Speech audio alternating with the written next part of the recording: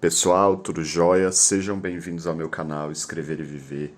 Meu nome é Anderson, eu sou linguista. Eu vou falar para vocês hoje sobre discurso rígido.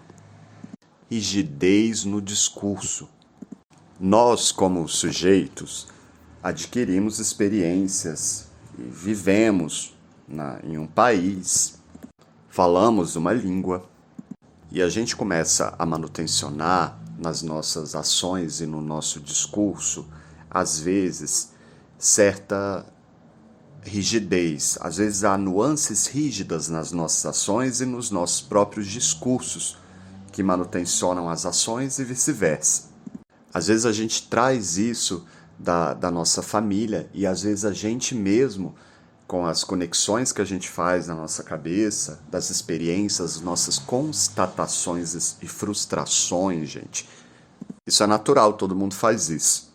Eu quero dizer que o sujeito, ele constrói na própria mente dele a visão de mundo que ele vai adquirindo ao longo da vida, com base, obviamente, nas experiências dele, da família que ele teve. Às vezes isso se articula a uma visão de trabalho, a formação dele, ou então a gente passa muito tempo, dedica muito tempo ao trabalho, então o trabalho pode influenciar a nossa visão, o nosso grupo de amigos, o nosso país, a nossa própria língua, já que língua é uma visão de mundo, a nossa família. Por que eu estou dizendo isso tudo para vocês, gente? Para vocês entenderem que às vezes as nossas convicções, os nossos discursos, a gente reproduz e manutenciona coisas de maneira alienada, polarizada ou inconsciente. E isso é um problema. Pessoas mais jovens têm a tendência de, por ainda não terem apanhado tanto da vida, são geralmente mais abertas, não tiveram tantas experiências, e aí a pessoa consegue, de maneira geral, ter uma certa leveza. E à medida que a vida vai passando, e a gente vai apanhando do mundo, da vida, o que vai sobrando da gente, às vezes vai levando a gente para lugares de rigidez e discursos mais rígidos. Principalmente porque o mundo vai mudando e aquilo que a gente se tornou, às vezes, entra em dissonância com o que o mundo, com a situação atual do mundo. Eu tenho observado, como linguista, uma sofisticação do discurso, gente, para perpetuar desigualdades e preconceitos. Como o mundo mudou bastante, o conhecimento também. Então, assim, algumas questões que foram desconstruídas, que a gente conseguiu desconstruir com conhecimento, com a tecnologia, com as interações na internet, né?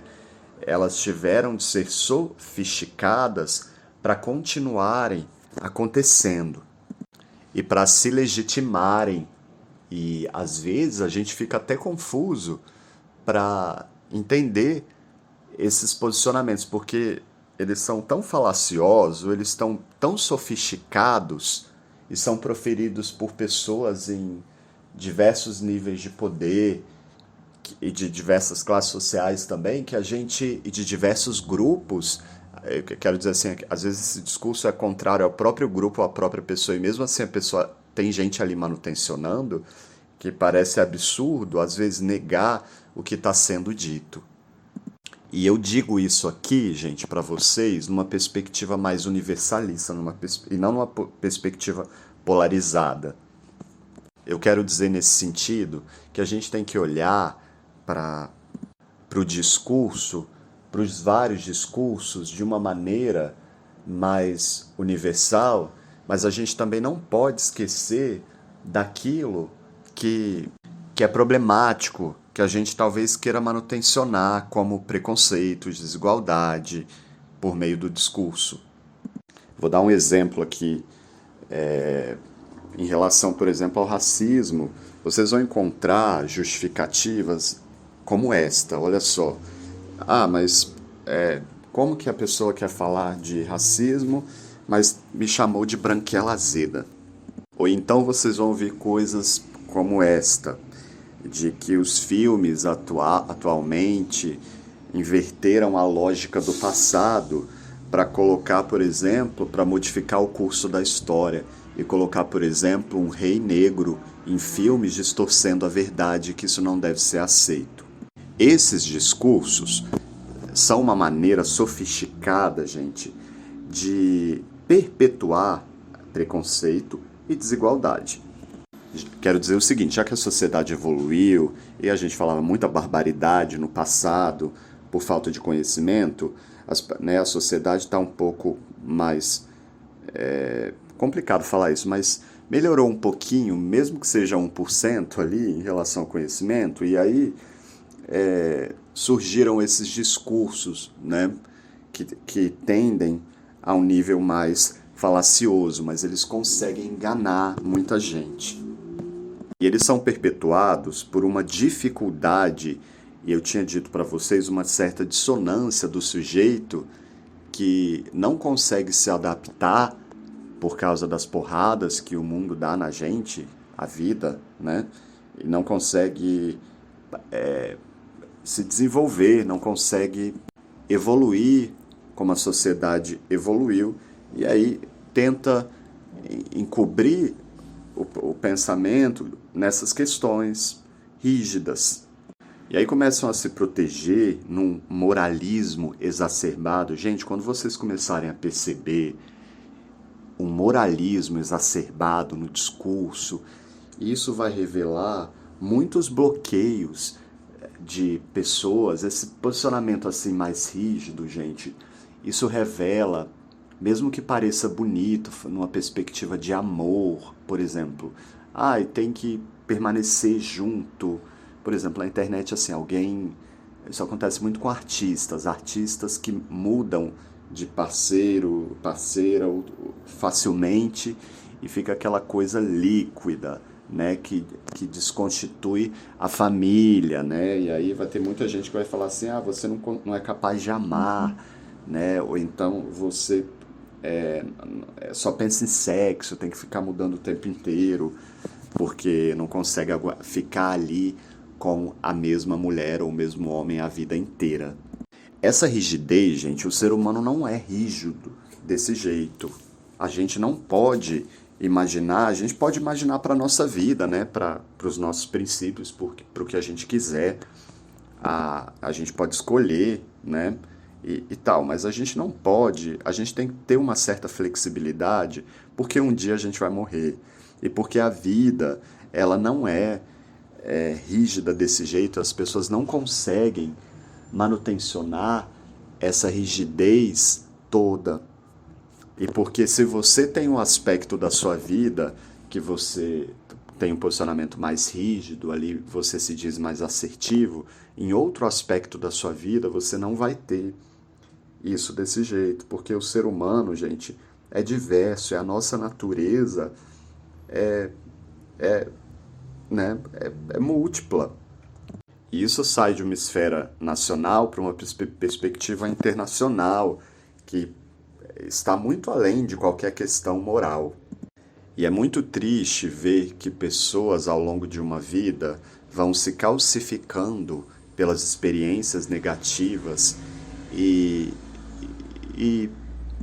manutencionando esse discurso, muitas vezes por perda de esperança, ou então por não conseguir mais identificar aquilo que torna cada um de nós humano. E as próprias religiões, que deveriam trazer outro tipo de mensagem, manutencionam esse tipo de discurso também, gente.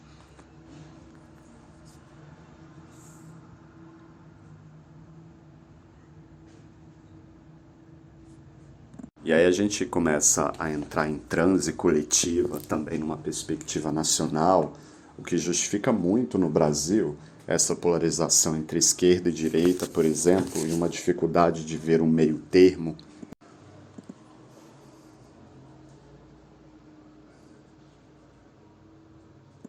Ou uma dificuldade de seguir em frente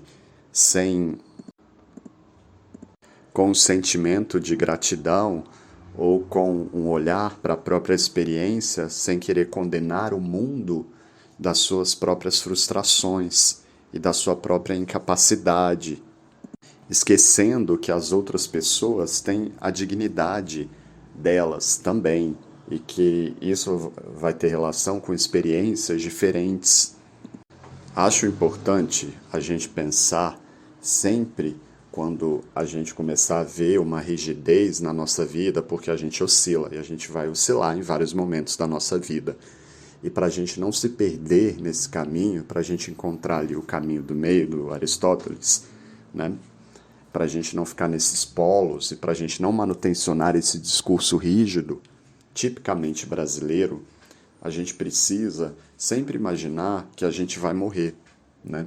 E isso vai desarmar a gente. Isso não é uma perspectiva, eu acredito, depressiva, né? Não é isso que eu estou querendo dizer. Eu estou dizendo que isso sempre vai colocar a gente no eixo para a gente lembrar daquilo que é humano na gente, para a gente não esquecer. Isso não é discurso de igreja, isso não é discurso de ONG, né?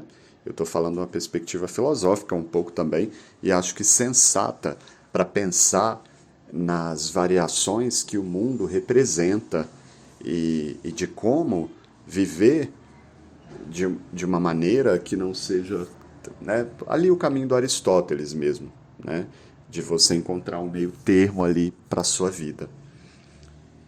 Nesse sentido, a gente tem sempre que encontrar e pensar no outro lado oposto do que a gente constrói rigidamente em nós mesmos. Mas a gente não pode se perder também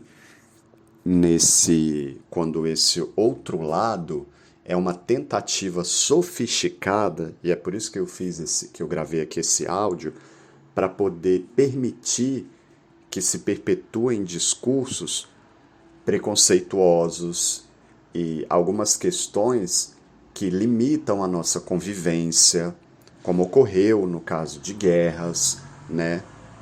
Você vai precisar de muita delicadeza para poder entender essas nuances na sociedade, no discurso e não se alienar a elas. E muitas vezes, para isso, você vai fazer isso negando a sua própria identidade, negando o Brasil, negando por uma questão que vai parecer muito lógica para você, por exemplo, no sentido de querer evoluir financeiramente, no sentido de querer uma nação melhor. Eu acho que todo mundo quer, mas eu quero dizer assim, às vezes você vai manutencionar o discurso neoliberal ali e você vai permitir um discurso rígido que extrapole a dignidade do sujeito para poder satisfazer porque também, gente, as nações desenvolvidas que a gente tanto contempla, elas têm certa rigidez que levam à descaracterização de diversos grupos e de diversos sujeitos. Então, vocês não podem pensar, é claro, né? Muita gente vai tentar manutencionar isso no sentido de que é melhor ter poder, ser mais poderoso do que não ser, né? Mas a gente tem que pensar também na nossa Constituição como nação, né? Nos diversos povos que aqui se encontram ao nosso redor e que a gente se constitui numa certa multiplicidade aqui, e que isso é contrário a nós mesmos. Em todos os países, em todas as nações e em toda a história da humanidade, sempre vai ter esse movimento numa perspectiva temporal. E ele vai e volta. É por isso que dizem popularmente por aí que a história se repete, gente. Se vocês adentrarem a história da humanidade nas diversas culturas, nos diversos períodos, os ensinamentos são sempre os mesmos. Eles podem ser pensados nessa perspectiva que eu estou trazendo aqui para vocês também. Às vezes de maneira mais sofisticada, às vezes de maneira mais bruta, mais anticivilizatória. Eu falo isso para vocês também aqui porque eu tinha um pouco isso em mim. Acho que isso vem da nossa cultura, é um discurso do brasileiro, desse antagonismo dele em relação à própria condição, e eu tentando me descobrir nessa perspectiva, indo para a Europa, tentando me manutencionar ali no discurso, vivendo em países europeus, no sonho americano, né, inculcado na gente como brasileiros, eu descobri outras possibilidades, outros países, viajei para muitos lugares e consegui ver o mundo e aceitar o mundo, as culturas, o ser humano, e também tendo a percepção do tempo me perpassando, não me tornando tão rígido, mas à medida que eu vou me aproximando da morte, que eu estou envelhecendo, tomando consciência mais humana, de um processo de humanização, em vez de me tornar rígido. E eu morro de medo, para dizer a verdade, por isso que eu vivo sempre viajando, de perceber isso em mim. Acho que eu seria um derrotado se eu me estagnasse em uma cidade, por exemplo, de interior, e me tornasse um sujeito rígido ali, tentando manutencionar e impor esse discurso e salvar o mundo, né? Eu acho que isso seria algo muito deplorável de mim como sujeito e como ser humano. Mesmo que às vezes eu sinta vontade de dar o troco ao mundo do que foi feito comigo, mas é interessante a gente pensar também, tem um discurso assim, tem um ditado que é assim, a gente tem o ditado que é assim, o importante não é o que fizeram com você, é o que você vai fazer do que foi feito de você. Isso não é algo fácil e às vezes as pessoas passam uma vida inteira e não conseguem entender, encontrar um equilíbrio nesse sentido. E passam por muitos conflitos ao longo da vida e isso tem às vezes uma série de implicações até para a nossa saúde ou para N outras questões, porque as pessoas ficam nesses polos extremos. E isso vai também gerar uma energia e uma consequência em nível nacional e em nível global também, gente. E eu acho extremamente hoje importante pensar sobre isso, nesse caminho, nesse despertar aí que todo mundo diz, ligado a essa questão do indivíduo, né, da solitude. Isso é um discurso bem contemporâneo, bem o que a gente está vivendo mesmo. Um abraço a todos, tchau, tchau.